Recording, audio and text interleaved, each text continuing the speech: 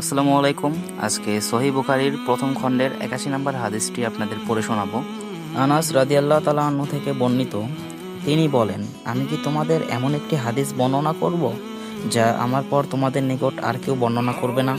আমি আল্লাহর রাসূল সাল্লাল্লাহু আলাইহি ওয়াসাল্লামকে বলতে শুনেছি যে কিয়ামতের কিছু আলামত হলো, প্রথমত ইলম ধ্বংস পাবে, অজ্ঞতার প্রসার ঘটবে, মানে মানুষ সঠিকটা বুঝবে না কিন্তু বেঠিকটা ঠিকই বুঝবে, ব্যভিচার ছড়িয়ে পড়বে, আর শেষের কথাটা হচ্ছে স্ত্রী লোকের সংখ্যা বৃদ্ধি পাবে এবং পুরুষের সংখ্যা কমে যাবে। এমনকি প্রতি 50 জন স্ত্রীর দায়িত্ব একজন পুরুষের পরিচালক হতে হবে। আর এই কথাটি হচ্ছে আমাদের প্রিয় নবী হযরত মুহাম্মদ সাল্লাল্লাহু আলাইহি ওয়াসাল্লাম 1400 বছর আগে বলে গেছেন। আর তার প্রত্যেকটি কথা হচ্ছে ভবিষ্যতে মিলেছে, অবশ্যই এই কথাটা ভবিষ্যতেও মিলে যাবে।